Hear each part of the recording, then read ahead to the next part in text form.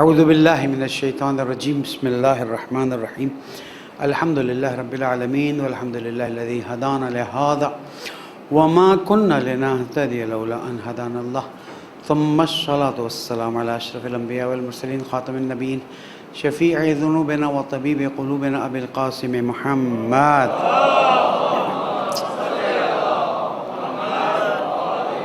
وعلى أهل بيته الطيبين الطاهرين المعصومين المظلومين الذين أذهب الله عنهم الرجس وطهرهم تطهيرا.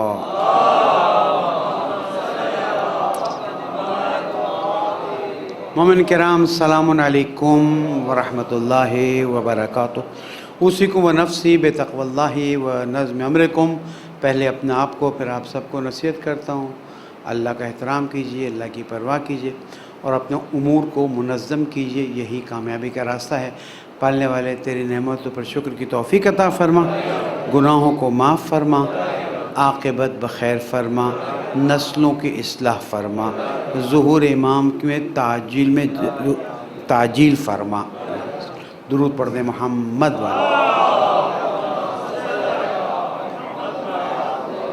ہماری گفتگو انشاءاللہ کوشش رہے گی جیسے جیسے موقع ملے گا نہج البلاغہ کے اطراف میں گفتگو کرتے رہیں گے، اس لیے کہ ہم نے محبت کے تقاضوں کو تو ظاہراً پورا کرنے کی کوشش کی ہے، لیکن معرفت کے تقاضوں میں ہم تھوڑا پیچھے رہ گئے ہیں، اور معرفت ہی انسان کو صحیح محبت کی ڈائریکشن میں لے جاتی. ورنہ بہت سو کو بہت سے شکل دیکھ کے محبت ہو جاتی ہے، ایس ایم ایس دیکھ کے محبت ہو جاتی ہے. یہ محبتیں یہاں پر مراد نہیں ہے. وہ محبت اصلیہ کہ جس کے بعد پھر انسان کے اندر ایک ایسا جذبہ پیدا ہوتا ہے کہ اگر جان دینی پڑے تو جان دے دیں گے، مال دینا پڑے تو مال دے دیں گے، کسی کام سے رکنا ہے تو رک جائیں گے، کوئی کام کرنا ہے تو کر جائیں گے. اور جیسے پچھلے سالوں میں عرض کرتا رہا اور اب چیزیں بڑھتی جا رہی ہیں کہ ولایت اور امامت کے نام پر لوگ اپنی مرضی سے اپنے دل سے بہت کچھ کرنے لگے ہیں، اور اس کی ایک بڑی وجہ یہ ہے کہ انہیں نہ شریعت کے بارے میں اچھی طرح سے معلومات ہیں، نہ خود اقوال معصومین علیہ السلام کی ان کی آشنائی ہے. ایک ہستی یا شخصیت کو پہچاننا ہے تو اس کے لیے اس کے الفاظ کو پہچاننا پڑے گا نا.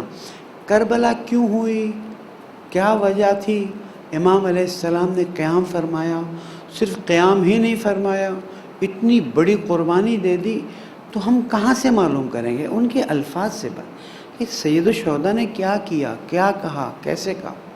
تو ہم بھی کوشش کرتے ہیں اپنے ناقص توجہات کے ساتھ اور ناقص معلومات کے ساتھ، اس لیے کہ ائمہ معصومین علیہ السلام کے بعض بیانات تو معرفت کے عروج پر ہیں، تو ہم ان کے ظاہری الفاظ تو سمجھنے کی کوشش کریں، چلیں ان کی روح پر نہ پہنچ سکے، کیا پتہ ہم ظاہری سنیں، آہستہ آہستہ اس کی روح بھی ہمارے اندر داخل ہونا شروع ہو جائے. تو ہم پہلا ہی خطبہ لیتے ہیں کہ جس میں مولا فرماتے ہیں بسم اللہ الرحمن الرحیم، میں ہم کرتا ہوں اس اللہ کی کہ جس کی تعریف کوئی بھی تعریف کرنے والا نہیں کر سکتا. یعنی کائنات میں بہترین تعریف کرنے والا بھی اس کی تعریف نہیں کر سکتا. اس کے بعد فرماتے ہیں اور گننے والے اس کی نعمتوں کو گن نہیں سکتے. احساس کیجئے اور اقرار کیجئے، آٹومیٹک ایمان میں آگے بڑھنا شروع ہو جائیں گے. مولا کا کلام ہے نا، اس میں تو کوئی مبالغے کی بات نہیں ہے. تو جب کسی نے کہا کہ اب بہت سپر کمپیوٹرز آ گئے ہیں، اس لیے اب تو نعمتوں کو گننا آسان ہو جائے گا، تو ہم نے چھوٹا سا جواب دیا کہ تم وہ نعمتیں گنو گے جس کو تم نے دیکھا ہے، جس کا تمہیں پتہ ہی نہیں ہے. 1000 سال بعد سائنس آئے اور کہے کہ یہ بھی ہے، یہ بھی ہے، تو آپ تسلیم ہو جاؤ کہ اس کی اتنی نعمتیں ہیں کہ گن نہیں سکتے. قرآن مجید میں اللہ تعالیٰ نے فرمایا الذی لا یدرکہ بعد الہمم، وہ خدا کے لوگوں کی یعنی جو سب سے بہتر سوچنے والا انسانوں میں، اس کی سوچ اس کی معرفت کے نزدیک بھی نہیں بھٹک سکتی. یعنی ہماری سوچ تو اتنی نہیں ہے نا. مثال یہ مثال صحیح نہیں لیکن سمجھ، آئنسٹائن ہے، نیوٹن ہے، فلاں ہیں جنہوں نے سوچ کی بہت سی چیزوں کو ہمیں دے دیا، ان کی سوچ بھی اس کی معرفت کے نزدیک بھی بھٹک انسانی عقل میں رکھا نہیں نا. اور اسی وجہ سے اللہ سبحانہ و تعالیٰ نے اپنے آپ کو پہچنوانے کے لیے انبیاء اور ائمہ معصومین علیہ السلام کو بھیجا. یہ نقطہ ذہن میں رکھیے گا کہ ائمہ اور انبیاء علیہ السلام اور ائمہ معصومین علیہ السلام کو صرف اس لیے نہیں بھیجا کہ ہم ان سے محبت کریں، ہم ان کی تعریف کریں، ہم کہیں کہ جناب ہم آپ کے لیے جو چاہیں کرنے کے لیے تیار. نہیں، وہ ہمیں معرفت کے پل بن کر اللہ کی طرف لے جائیں. وہ آئے اس لیے، کربلا واقعی اس لیے ہوئی کہ کربلا ہمیں اللہ کی طرف لے جائے. کیسے؟ حسین ابن علی علیہ السلام نے اتنی بڑی قربانی دی، اس کا مطلب ہے کہ اللہ کی ذات اتنی عظیم ہے کہ اس کے لیے قربانی دی جانی چاہیے. یہاں دیکھیں نا، ہم اس طرح نہیں لیتے نا. ہم لیتے ہیں کہ بھئی انہوں نے قربانی دی تاکہ ہم روئیں، ہم ماتم کریں، ہم عزاداری کریں، ہم جلوس نکالیں. سب صحیح، لیکن ان تمام وجوہات کے آگے کیا ہے؟ ان تمام وجوہات کی ماں کیا ہے؟ ان تمام وجوہات کی بنیاد کیا ہے؟ ان تمام وجوہات کی بنیاد یہ ہے کہ ہم توحید الہی تک پہنچ سکیں، اور معرفت کے راستوں کو ہم نہیں پہنچ سکتے. بود الہمم بھی وہاں تک نہیں پہنچا سکتی. کوئی بات نہیں، ان کے ذریعے آ جاؤ. کیوں؟ اس لیے کہ یہ وہ ہیں جن کو اللہ تعالیٰ نے اپنی معرفت کاملہ عطا کی ہوئی ہے. یہ جو میں بعض مرتبہ عرض کرتا ہوں کہ ہم مولا کائنات کا مقابلہ کرتے ہیں کچھ لوگوں سے، میرا جملہ مجھے واپس مت لوٹائیے گا، شاید ہم گناہ کرتے ہوں. محترم سے کہہ دیں تھوڑا باہر چلے جائیں، کوئی بات نہیں ہوگی. اللہم صلی علی محمد. کہ شاید، کیونکہ نقطہ بہت اہم ہے، ڈسٹریکشن ہو رہی ہے، تو شاید ہم جب مولا کائنات کا کسی سے کمپیریزن کر کے اور مولا کی صفت بیان کر کے تعریف کرتے ہیں تو شاید ہم مولا کو بہت نیچے لے کر آتے ہیں. ہمیں حق نہیں پہنچتا ہے، ہمیں اجازت نہیں ہے اس بات کی کہ ہم مولا کی کمپیریزن کسی بھی انسان سے کریں. کسی بھی، اگر رسول اکرم سے کرتے ہیں تو بھی غلط ہے، اور مولا کائنات کے علاوہ کسی اور انسان سے کرتے ہیں تو بھی غلط ہے. کیوں؟ اس لیے کہ وہ معرفت کے ان مراحل میں پہنچے ہوئے ہیں جس کا تصور بھی انسان کے لیے ممکن نہیں ہے. الفاظ دیکھ لیجیے. کاش ہم ممبروں سے یہ چیزیں بیان کر کے لوگوں کو نزدیک کرتے بنسبت یہ کہ الذی ولا یحسن ولا یؤتی حقہ المجتہدون. کوئی کتنی بھی کوشش کرتا رہے اس کی معرفت حاصل کرنے کی، اس کی معرفت حاصل نہیں ہو سکتی. کون فرما رہے ہیں؟ میرے مولا فرما رہے ہیں ولا ینال غوث الفتن. اور علوم کے دریا میں جتنی بھی گہرائی سے آپ داخل ہو جائیں، جو بھی داخل ہو جائے، علوم کے آخری مراحل تک پہنچ جائے، پھر بھی اللہ تعالیٰ کی معرفت پہ اس طرح سے نہیں پہنچ سکتا جس طرح سے پہنچنے کا حق ہے. تو پھر کیا کریں؟ پھر اہل بیت سے کہیں آپ بتا دیجئے ہمیں کیا سمجھنا ہے، ہم سمجھ لیں گے.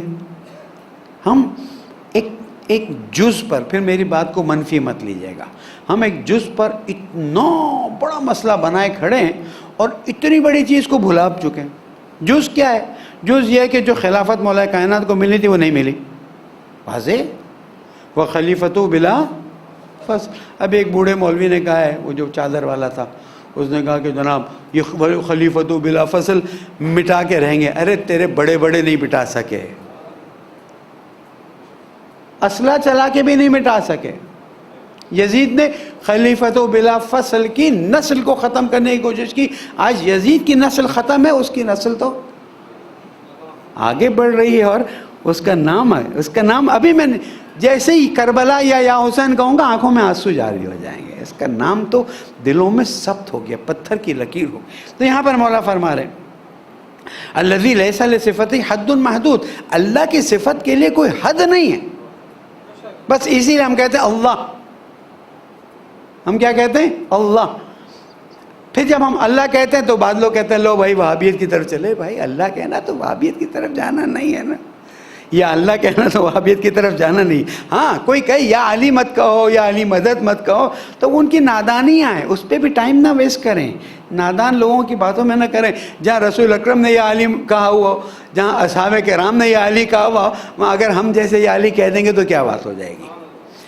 اس کی صفت کی کوئی حد نہیں ہے، نہ کوئی اس کی صفت بیان کر سکتا ہے، نہ کوئی وقت ہے جس کو اس میں معین کیا جائے، نہ کوئی ابتدا ہے نہ کوئی انتہا ہے.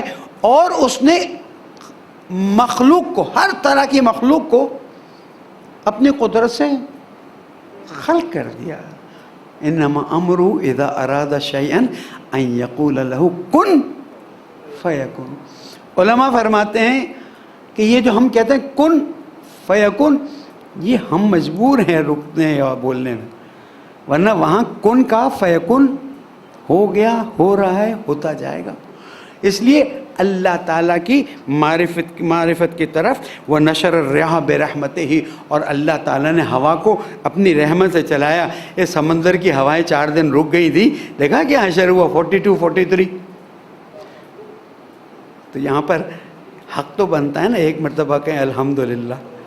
ہاں ایک جب احساس ہو جائے پنکھے کی ہوا آ رہی ہو، باہر کبھی ٹھنڈی ہوا چل جائے، اور جب گرم ہوا چلے تو زیادہ الحمدللہ کہ اب تک اچھا لگ رہا تھا. یہ تربیت کیجیے، اہل بیت نے آپ کی اور ہماری یہ تربیت کی ہے. اگر ہم صرف، میں نے جیسے اپنے آخری جمعۃ الوداع میں اشارہ کیا تھا، ہم صرف الحمدللہ، شکراً للہ، درود اور استغفر اللہ، 4 الحمدللہ، شکراً للہ، درود اور استغفر اللہ، یہ 4 چیزوں کو اپنے دل سے اپنی زبان پر جب بھی موقع ملے لے آئیں. یہ آپ کو کہاں سے کہاں لے جائے گی. یہ جو مولا چاہتے ہیں نا ہمیں، یہ وہاں لے جاتے ہیں. پھر فرماتے ہیں وَوَتَّدَ بِالصُّخُورِ میدان ارضِ، اور پہاڑوں کو لگایا تاکہ زمین کی جو حرکتیں ہیں ان کو روکا جا سکے. اب یہ ٹیکنیکل چیزیں اللہ جانے کیا ہے کیا نہیں. ہم تو وہ کمال و معرفت اول الدین ہے. پھر فرماتے ہیں اول الدین درود پڑھ دیں محمد و آل محمد. دیکھیں میرے اور آپ کے مولا فرما رہے ہیں دین کی ابتدا کیا ہے؟ اللہ کی معرفت سے.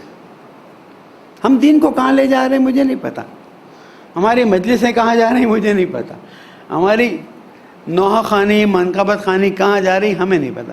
لیکن دین کی ابتدا جو ہے نا اللہ تعالیٰ کی معرفت سے. اور اللہ تعالیٰ، یہاں ایک حاشیہ لگاتا ہوں، اللہ تعالیٰ کی معرفت آپ خود حاصل کریں گے نا ناقص ہوگی. جو ہم اہل سنت بھائیوں سے کہتے ہیں نا کہ بھائیوں چلو تم نے خلفاء کو خلیفہ مان لیا کہ آگے بڑھو، اللہ تعالیٰ کی معرفت تو ان سے نہیں لے سکتے ہو نا، کیونکہ بت پرست تھے پھر مسلمان ہوئے نا. ہمیں معرفت اس سے لینی ہے جس نے نہ صرف بت پرستی نہ کی ہو بلکہ بت شکنی کی ہو. اس کے علاوہ ہمیں نہیں چاہیے. اور اگر تم پھر بھی ضد پہ کھڑے ہو تو میں تمہارا راستہ مبارک، ہمیں ہمارا کام ہے ہم تمہیں نصیحت کریں.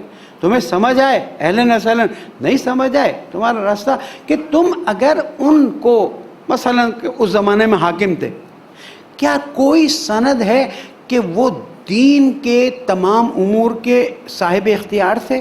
نہیں ہے. ہمارے پاس سند ہے کہ 12 امام دین کے امور کے کلن صاحب اختیار ہیں. سند ہے. اس پہ ہم خیر وہ مناظرے والی بات ہمیں اچھی نہیں لگی، مباحثہ اور جو گلگت میں ہوا، اور میں اس معاملے میں گلگت بلتستان کی حکومت کا شکریہ ادا کرتا ہوں اور میں اپنی طرف سے اپنا حصہ ڈال دوں. اس وقت امت مسلمہ ان چیزوں کی متحمل نہیں ہو سکتی ہے کہ ہم آئیں اور مثلا مباحلہ کریں یا مناظرہ کریں. مباحلہ اللہ تعالیٰ نے رسول اکرم کو ایک بار اجازت دی. میں تو امام سے بڑھ کے نہیں ہوں نا، میں سادات بھی امام سے بڑھ کے تو نہیں ہیں. 12 اماموں میں مولا کائنات نے مباحلہ نہیں کیا، میں مباحلہ کرنے جاؤں گا؟ یعنی میں مولا کائنات سے نعوذ باللہ، ہاں؟ ورنہ تو مولا کائنات کہتے چلو ان کے ساتھ رسول اکرم نے کیا تمہارے ساتھ میں کرتا ہوں. 11 امام کہتے چلو ہر ایک کے ساتھ ہم کرتے سب تباہ ہو، پر نہیں کیا. جب موقع آیا اپنی بات دیکھیں، آج ان کی باتیں ہمارے تک پہنچ گئی، آج ہم دین کو سمجھ سک رہے ہیں، کوشش کرتے ہیں دین کو سمجھنے کی. چلیں 5 جملے آج ہم نے سیکھے نا، سیکھے تو کیا سیکھا؟ الحمدللہ پڑھو، شکرللہ پڑھو، درود پڑھو، استغفار کرو، اللہ سے نزدیک ہوتے جاؤ گے. پالنے والے ہمیں مزید معرفت حاصل کرنے کی توفیق عطا فرما، ہماری پریشانیوں کو دور فرما دے. یہ دین کے اندر جو خرابیاں پیدا کر رہی ہیں، پالنے والے جو خرابیاں پیدا کر رہے ہیں ان کی ہدایت فرما دے، ہماری نسلوں کی اصلاح فرما دے، ہمارے بیماروں کو شفائے کامل عطا فرما، پورے ملک کو امن کا گہوارہ بنا دے، امت مسلمہ کو متحد ہو کر اسرائیل کے خلاف کھڑے ہونے کی توفیق عطا فرما. زمانے کے امام کو ہم سے راضی فرما، ان کے ظہور میں تعجیل فرما. بسم اللہ الرحمن الرحیم. والعصر ان الانسان لفی خسر الا الذین آمنوا وعملوا الصالحات وتواصوا بالحق وتواصوا بالصبر. صدق اللہ العلی العظیم.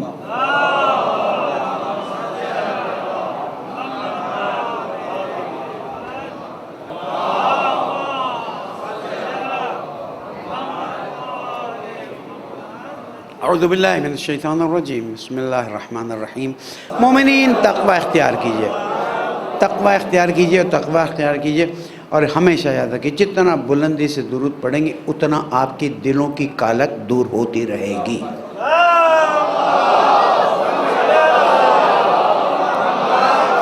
یہ معرفت کے زینوں میں سے ایک زینہ ہے کہ انسان دل سے اور بلند آواز سے درود پڑھ دے. ایک بار اور پڑھ دے.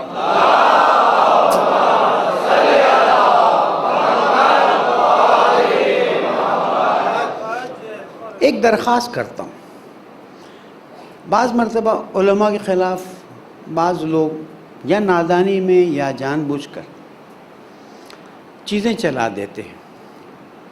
بعض مرتبہ حقیقت بھی ہوتی ہے، بعض مرتبہ حقیقت میں نہیں کہہ سکتا کہ حقیقت ہے یا نہیں، لیکن چیزیں چلا دیتے اور ہم بھی نادانی میں وہ چیزیں چلانے لگتے ہیں.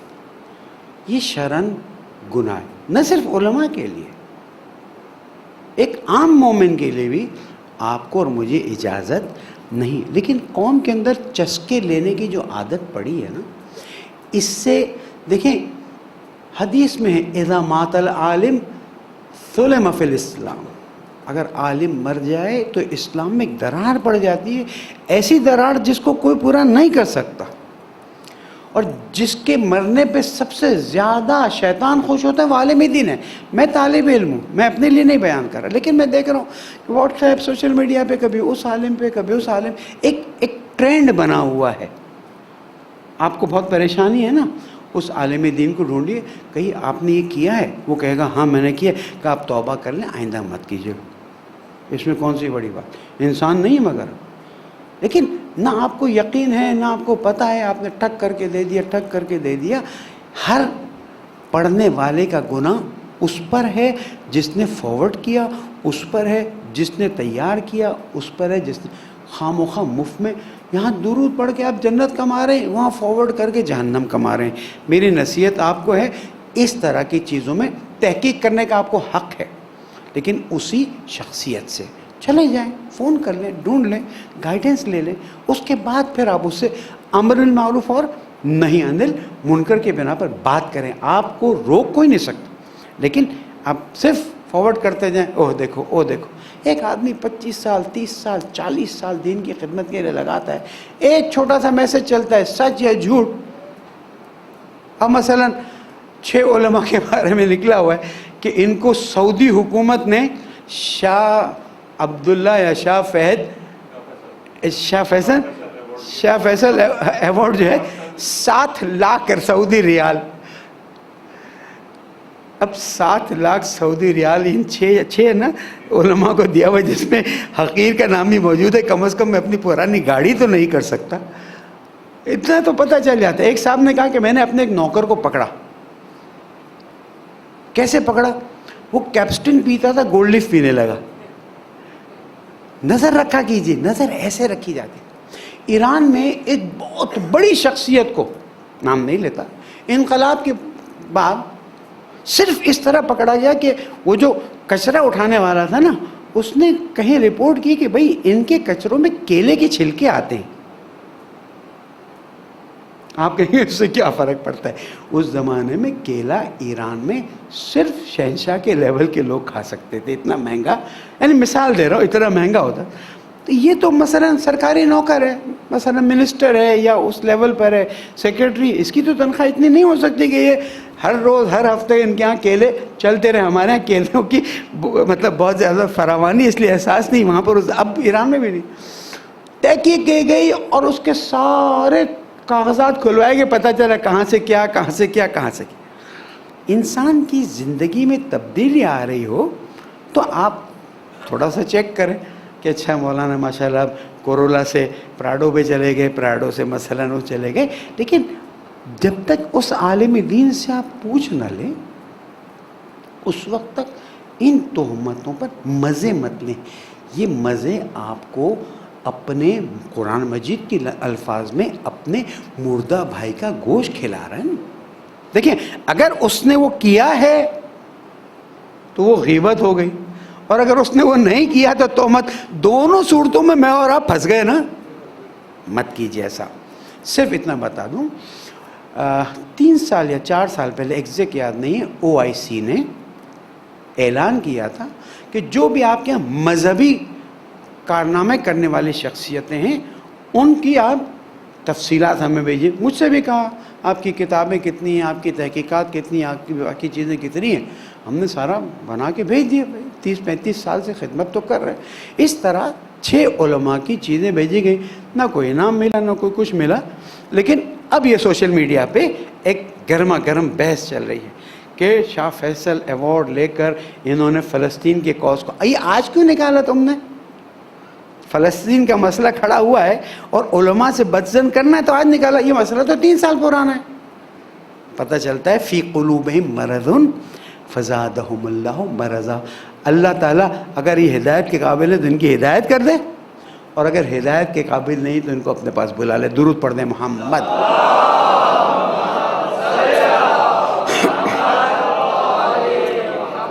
ظاہر ہے کہ آپ سب منتظر ہیں کہ فلسطین کے سلسلے میں کچھ گفتگو سنیں اور دیکھیں. دیکھیں فلسطین کے سلسلے میں بہت واضح چیز ہے. جس چیز کو ہر کوئی چھپا رہا ہے وہ یہ ہے کہ فلسطین ایک ملک تھا، مقدس ملک ہے، اس میں مقدس جگہ ہے. اس میں آہستہ آہستہ اسرائیلیوں کو لا کر بسایا گیا.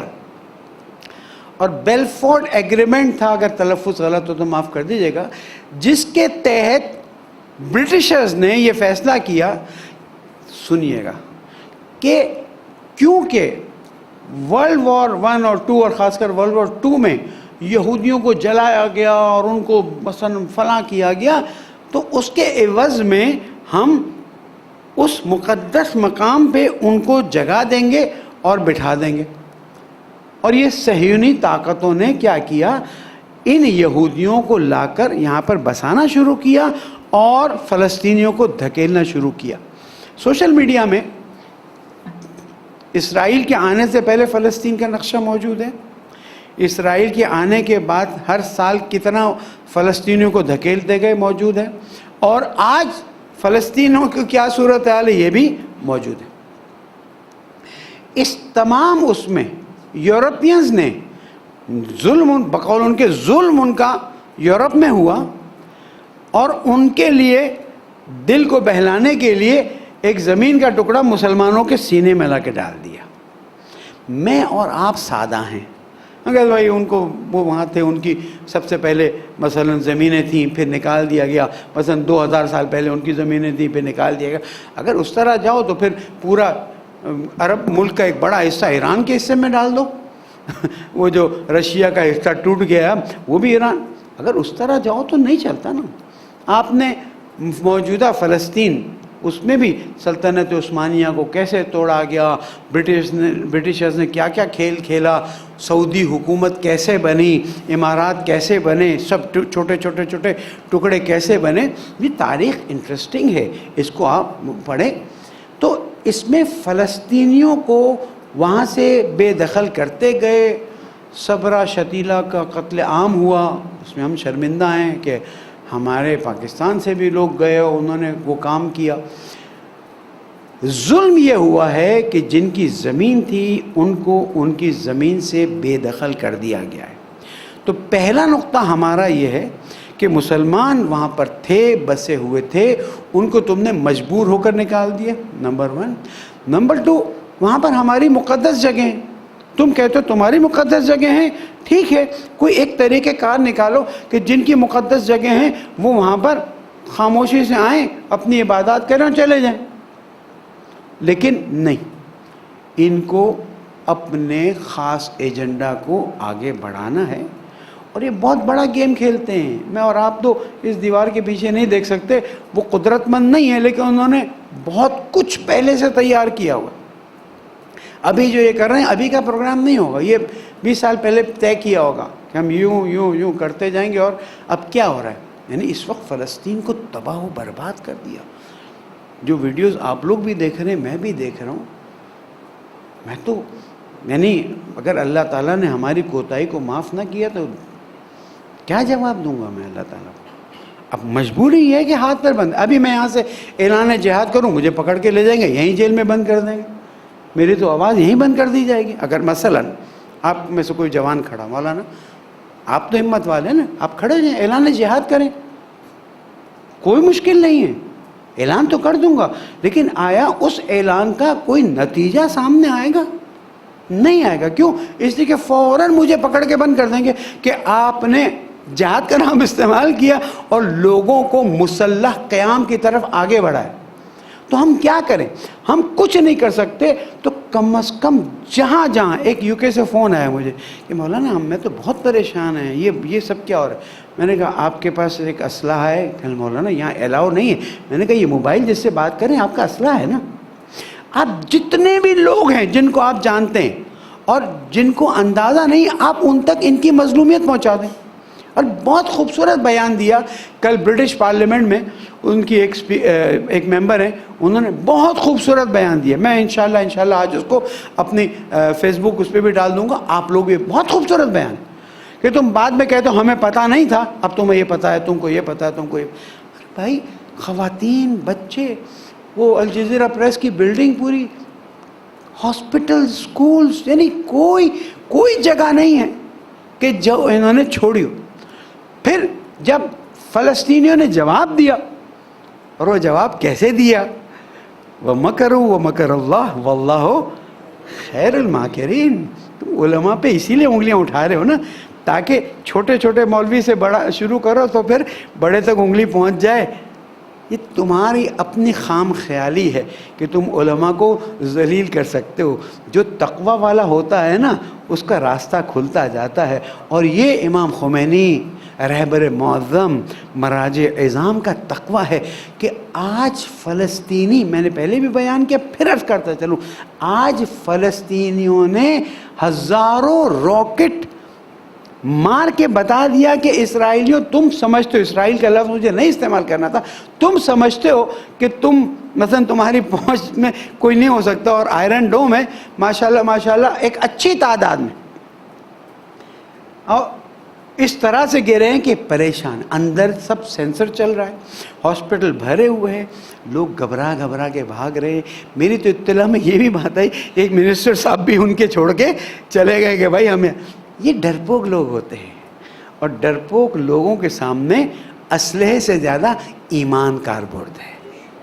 اور میں سمجھتا ہوں، تھوڑا سا میں تعصب والی بات کر دیتا ہوں، میں سمجھتا ہوں اگر یہ میزائل کے ساتھ یا علی یا حسین کا نعرہ بھی لگا لیتے تو کام تمام ہو جاتا، لیکن اب کیا کر سکتے ہیں؟ ٹھیک ہے، اب وہ آخری مسئلہ انشاءاللہ ہم جا کے لگا لیں گے، کوئی مشکل نہیں ہے۔ جمہوریہ اسلامی ایران، لبنان، شام، یہ سب مل کے وہاں پر مدد کر رہے ہیں، اور ہم امیدوار ہیں انشاءاللہ تعالیٰ کہ اسرائیل نے یہ جو کام شروع کیا ہے۔ لیٹسٹ خبر تو آپ نے سن لی نا کہ اسرائیل نے کہا کہ مصر نے جو سیز فائر کا وہ دیا ہے فارمولا، اس کو ہم قبول کرنے کے لیے تیار ہیں۔ تم نے تو ابھی تو کل ہی تو کہا تھا، کل ہی یورپین ایمبیسیڈرز کو بلا کے نیتن یاہو نے کہا کہ جناب بس ہم چلاتے رہیں گے جب تک یقین ہو جائے کہ 6,000 میزائل 12,000 میزائل ان کے ختم نہیں ہو گئے.